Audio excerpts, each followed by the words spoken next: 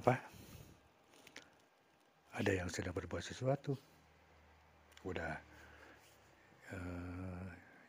biarkan sajalah itu perbuatan mereka. Kalau saya ikut-ikutan, iya, ngerti. Ya udah biarkan saja. Ya karena mereka pun akan merasakan akibatnya.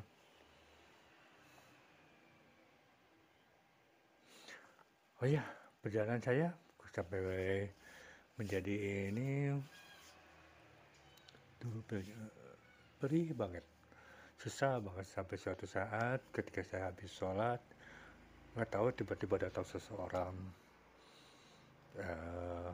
berpakaian putih-putih, janggut panjang, rambut putih, ikat kepala putih, dan saya dibawa ke satu tempat yang saya pun tidak tahu. Dia mewanti-wanti sesuatu, memberikan sesuatu ke tubuh saya, ya seperti akhirnya saya bisa menjadi tahu sesuatu gitu. Oh ya, itulah perjalanan saya, pengalaman saya sampai menjadi seperti ini. Ya setelah itu dia kenal dengan siapapun loh. Kemarin saya mancing bareng dengan pejabat salah satu perusahaan besar. Minggu kemarin diajak main golf. Terus pas satu waktu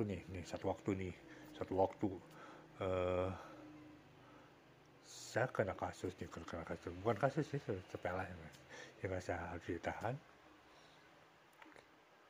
Saya nelpon Bapak Jenderal, saya telepon. Akhirnya saya bisa keluar dong, karena saya kenal. Iya, saya kenal. Terus Bapak Jenderal itu nggak tahu tiba-tiba datang meminta pertolongan saya gitu. Ya, nggak tahu siapa yang nunjukin dia datang ke saya, padahal kan tahu saya nggak bisa apa-apa gitu, nggak bisa apa-apa. Siapa yang menunjuk saya juga tidak tahu. Ya karena diminta tolong loh.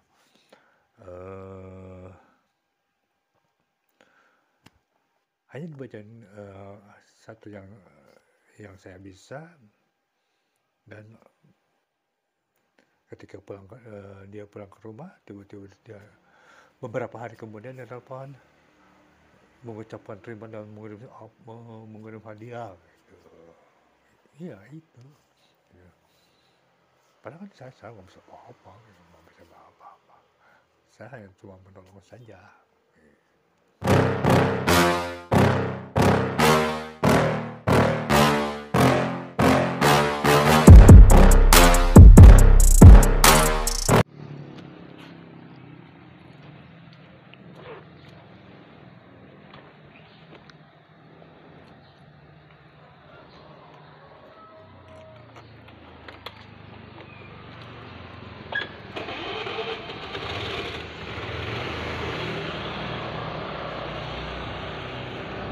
Bismillahirrahmanirrahim. Bismillahirrahmanirrahim.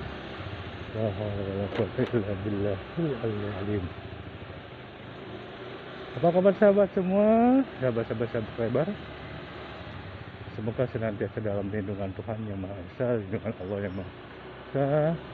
Semoga dimudahkan segala urusannya, disiapkan badannya, dibarokahkan rezekinya. Amin Allahumma. Dan bagi sahabat yang belum subscribe, dipersilakan. Dan mudah-mudahan jadi amal ibadah ketika ini hari sedikit gerimis nih sebenarnya. Merah putih mulai bernampakan di mana-mana karena menjelang. Dan kalau kata Denny Imas nih, enaknya ngomongin apaan? Ngomong masih hangat tentang Gus Samsudin. saya tidak akan membahas dengan Gus Samsudin secara langsung karena sudah ada beberapa video saya tentang itu. Dan nanti juga bukan klarifikasi sih, mungkin sekedar obrolan kenapa saya mengangkat tema itu.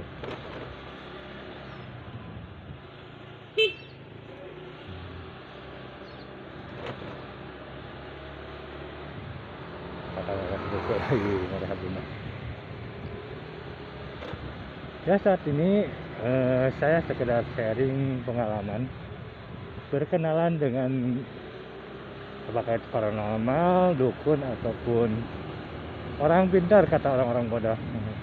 Siapa ya yang bilang ini? Kenapa ada orang pintar? Karena ada orang bodoh yang datang kepada mereka. Jadi cuma gue kalau nggak salah. Yuk kita kenalan dengan paranormal ataupun dukun lah katakan ataupun apa orang pintar ataupun apa namanya itu. Satu, kalau dari bicara ini berdasarkan pengalaman pribadi ya, ketika saya pernah bertemu dengan orang-orang seperti itu, 1, 2, 3 orang saya pernah bertemu. Malah saya tidak akan pernah meminta tolong kepada mereka. Gengsi dong, selain haram gengsi dong. Satu, biasanya mungkin pengalaman ini akan berbeda dengan pengalaman teman-teman, dan ini tidak mutlak benarnya. Yang pertama adalah seolah-olah bisa berbicara dengan makhluk gaib, bisa berkomunikasi dengan makhluk gaib, berbicara dengan kodam. Ada sebagian paranormal ketika kita ngobrol, ketika kita berbicara seolah didatangi makhluk atau kodamnya. Ya mereka ngobrol dengan alam. Ya mungkin bagi kaum ini, bagi golongannya dipercaya aja. Kalau saya sih nggak percaya.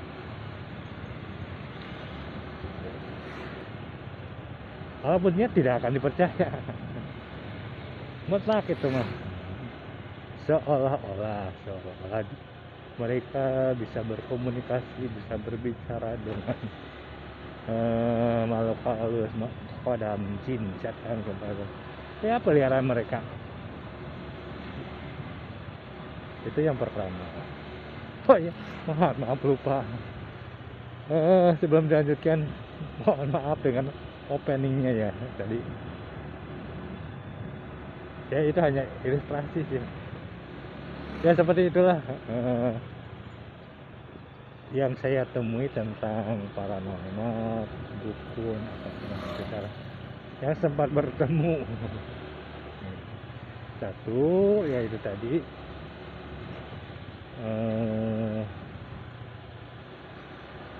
yang istirahat kata orang tua. Satu tadi teh apa ya? Oh ya, bisa bicara dengan makhluk. Yang kedua, ini juga tidak mutlak, ini juga tidak mutlak.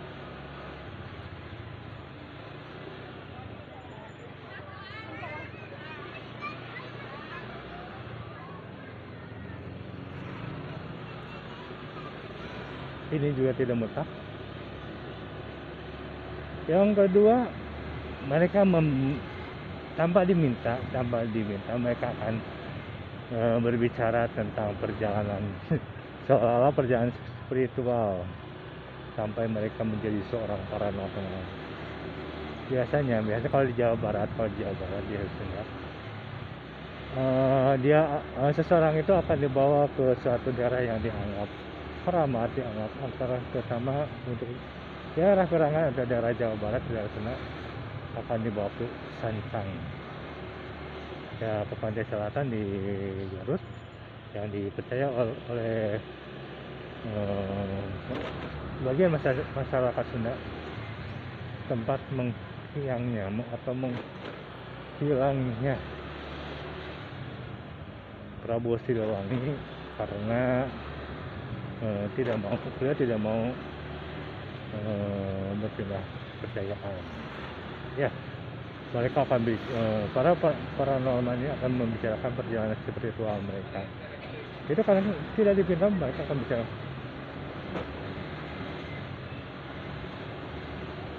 Yang kedua, kemudian yang ketiga, ciri-cirinya atau kebiasaannya adalah kenal dengan orang-orang hebat, dengan para pejabat. Saya ini kenal dengan Bapak Anu, dengan si Anu, dengan pejabat Anu, supaya dia hebat. Minggu kemarin saya diajak mancing, ditelepon oleh Bapak Anu, pejabat Anu. Abah, ya Mbah, sini dong kita mancing.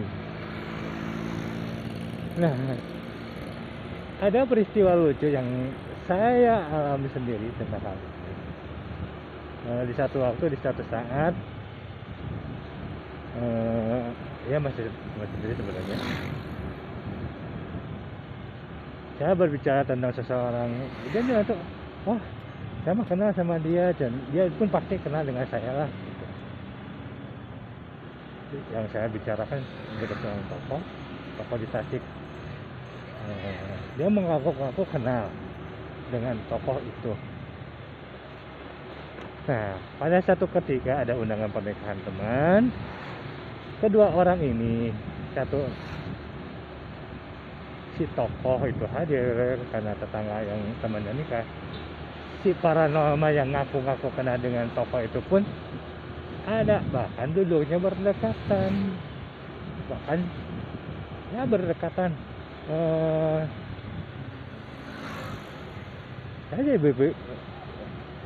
berpikir saat ini, sambil ketawa, hanya saling kenal.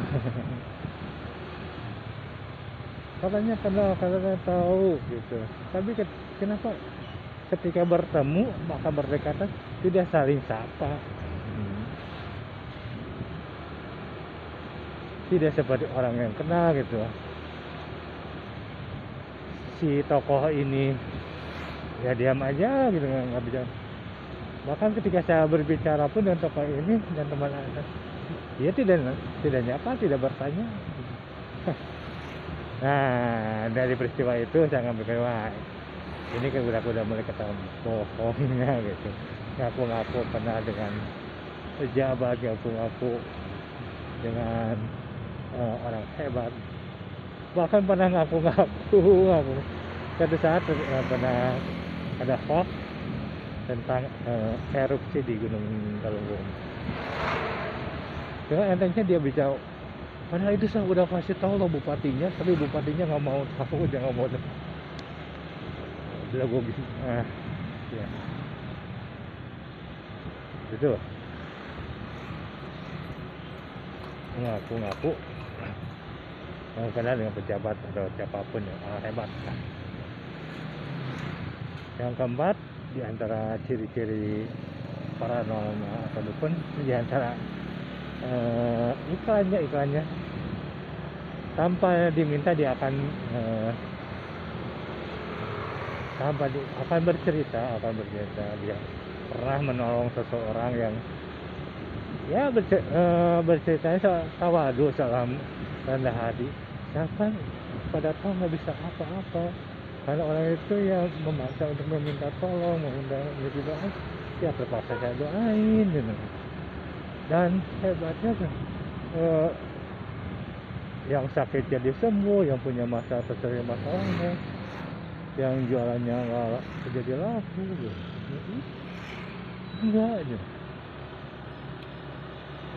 Kemarin ada yang nelfon, Abah tolong saya udah sakit bertahun-tahun, udah berobat ke sana ke sini. Nah, saya nggak bisa apa-apa katanya. Ya terpaksa didatangi, cuma dibacain doa biasa aja, dikasih air, dan tiba-tiba beberapa hari kemudian dia, terima kasih, saya udah, alhamdulillah udah sembuh. Dan dia bercerita itu tanpa kita minta gitu. tanpa kita minta dia untuk berbicara. Ya itu saja sahabat cerita kita kali ini. Semoga ada manfaatnya untuk sahabat-sahabat.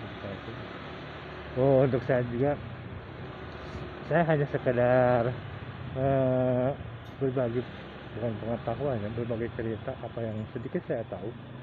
Mudah-mudahan para sahabat subscriber yang sudah subscribe ataupun yang belum, yang ataupun yang akan subscribe, untuk lebih waspada, untuk lebih tidak terpukau dengan apapun bicara paranormal, para dukun. Oke, dari Masjid Jami Baitul Falah, saya Abi Syihab di channel Abi Syihab TV. Mohon undur diri. Wassalamualaikum warahmatullahi wabarakatuh.